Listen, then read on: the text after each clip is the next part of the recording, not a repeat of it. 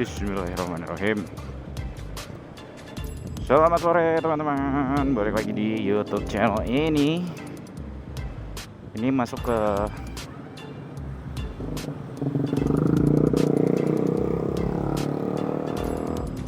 balik lagi sama gue yang lagi-lagi berangkat sore. Iya, karena kuliah S2 itu mulainya jam 6:30 malam. Dan sekarang udah jam 5 sore. Jadi ya masih ada waktu.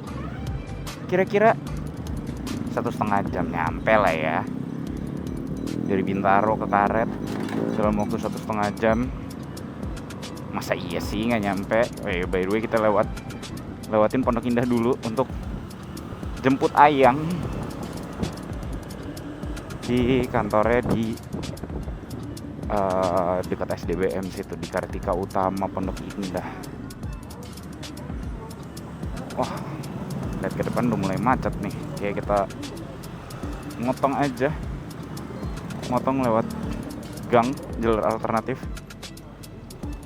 Dan ini juga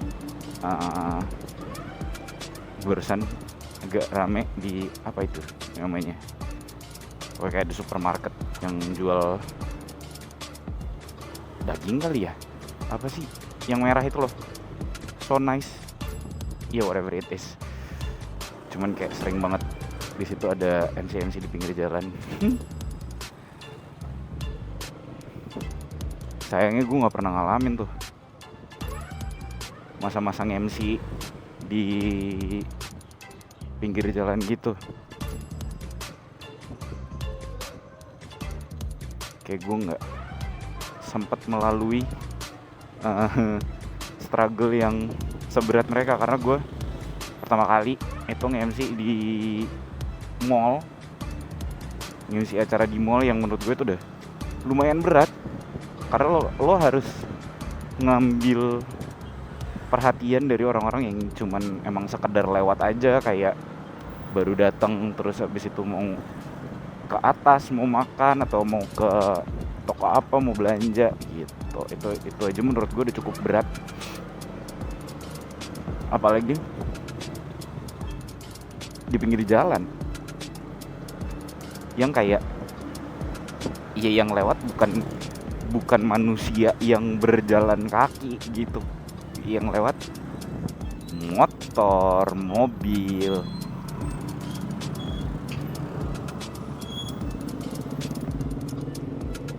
Wow, chaos. Ya, untunglah kita naik motor ya. Jadi nggak perlu ngelewatin atau nggak perlu, I don't have to deal with the traffic yang kayak bener-bener harus ikutan stuck.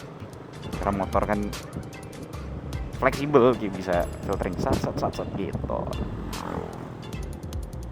Nah, lanjutin yang kemarin gue sempat mention kalau motor gue ini, gue mau bikin project dengan motor gue ini. Cuman gue masih bingung nih mau diapain kira-kira. Si Yamaha X-Max ini mungkin step pertama kayaknya gue mau ini dulu kali ya. Gue cukup merasa terganggu dengan seat height. Sebenarnya bukan tinggi joknya sebenarnya yang masalah, karena si Yamaha X-Max ini joknya cukup lebar. Jadi kalau misalnya berhenti itu kaki gue ya lumayan deh ngangkang dikit gitu, makanya jadi lumayan jinjit. Biarpun nggak balet-balet amat gitu loh, kayak masih jinjit yang setengah kaki, tapi nggak menapak sempurna. Menurut gue itu adalah suatu masalah.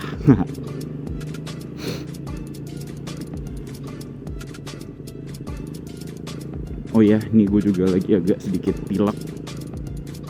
Jadi tadi kalau lo denger gue rada serot gitu ya, karena lagi lumayan meler. Jadi buat lo yang beraktivitas, jaga-jaga kesehatannya, rajin-rajin minum vitamin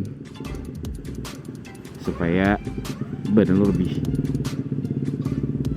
fit dan bisa jaga kondisi supaya bisa tetap beraktivitas, kuliah, kerja, anything.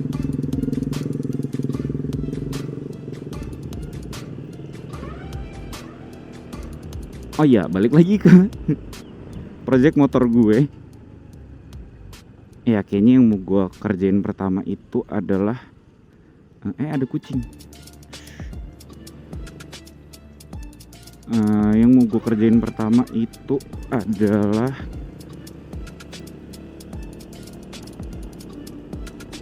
ganti shock belakang dan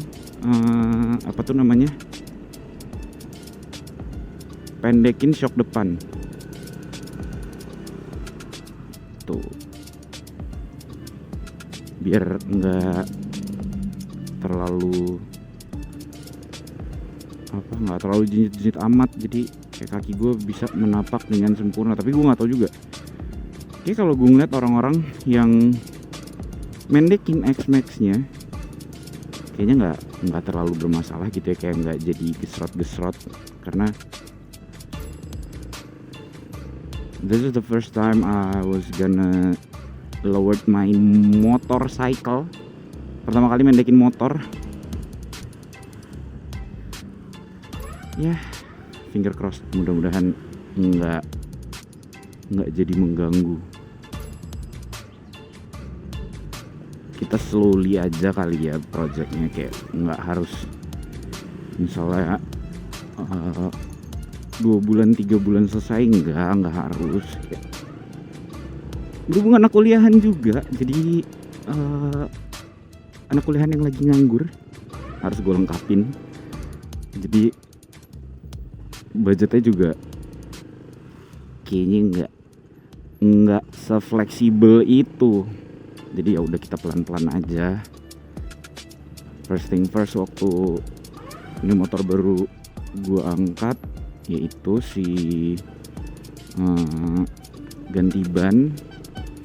Terus abis ganti ban sekalian ganti master rem, yang ternyata leads to another problem, yaitu yang udah sempet gue ceritain kemarin, kalau tiba-tiba remnya entek, gak ada remnya. Jadi ya udah pelan-pelan. Jadilah budgetnya sedot di maintenance itu, service itu, yang lumayan gede juga sih menurut gue pada waktu itu. Ya apa ya, kalau nggak salah sensor ABS-nya juga kena deh kalau nggak salah. Sebenarnya si bengkel tuh udah bilang kalau modul ABS-nya udah OTW nih, cuman modul ABS agaknya nggak kepegang ya sama gue. Jadi coba kita akalin, kita akalin dengan hal yang lebih bisa, yang lebih affordable dan bisa mensupport si ABS, which is ya kayak sensor ABS sama yang bleeding screw-nya itu. Terus juga ganti fan belt sama roller. Jadi kita jalannya pelan-pelan sambil projectnya jalan, sambil juga kita beresin yang perlu diberesin dari motor ini, karena kelihatannya akan banyak. Tapi mudah-mudahan nggak sebanyak itu ya.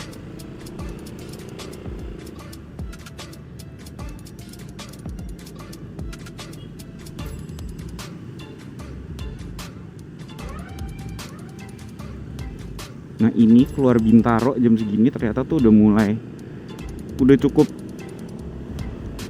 rese ya jalanannya.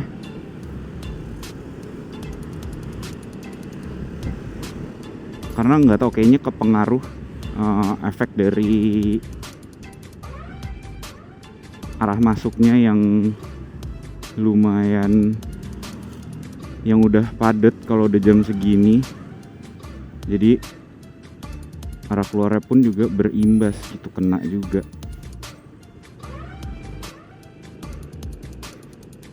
Begitu. Apa itu atau begitu? Gak tahu sih, gue masih mau membiasakan diri dengan naik motor sambil ngoceh-ngoceh sendiri, sambil bermonolog gini. Karena kalau kemarin gue sempet bilang gue itu penyiar radio. Ya kalau di radio pun single DJ gue monolog juga. Tapi kan biasanya udah ada materi dan itu cuman 1 menit paling lama. Over durasi mentok itu 2 menit. Cuman kalau lagi perjalanan gini kan bisa setengah jam, 1 jam, ya bisa lama banget lah.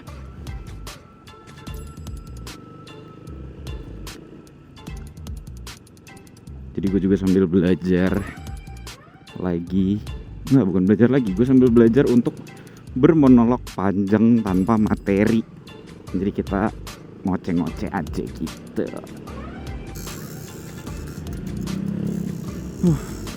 Lihat arah balik, arah masuk Bintaro.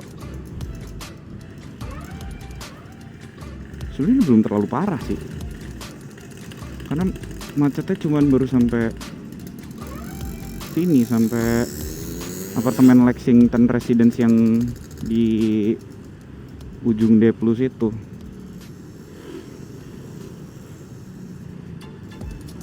Cuman kalau udah jam 7, di jam 6, jam 7 itu udah beradunya sama orang-orang yang tenggo jam 5 balik dari kantor. Wah udah beradu deh, macetnya tuh bisa sampai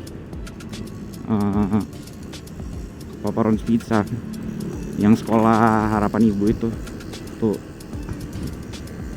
seringnya tuh gue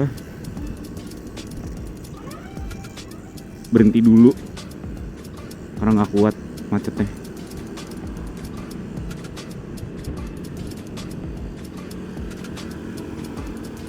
Iya.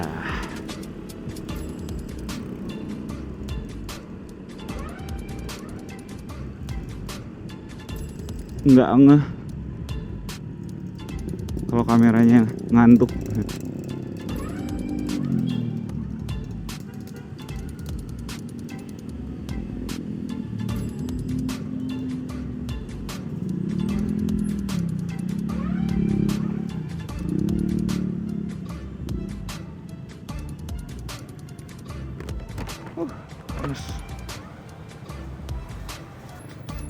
Mari kijut, mari kita lanjut. Bismillahirrahmanirrahim. Jam 9:30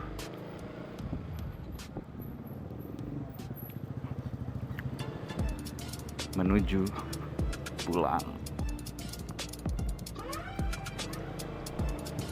Sebenarnya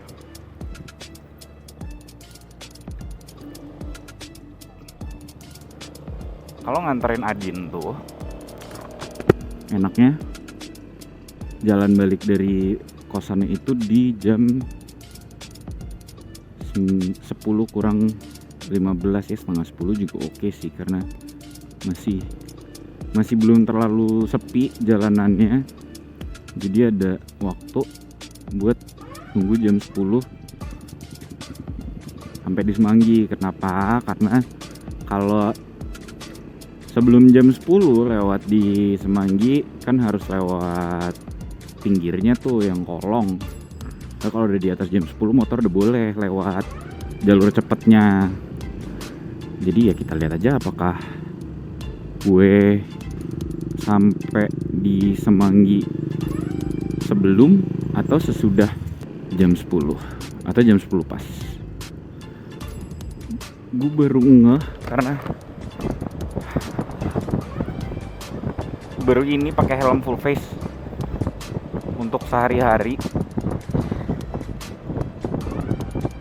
Gue baru sadar kalau ternyata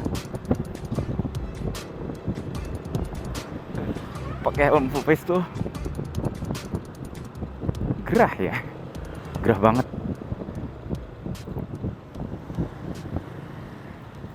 Bener-bener kayak tiap buka helm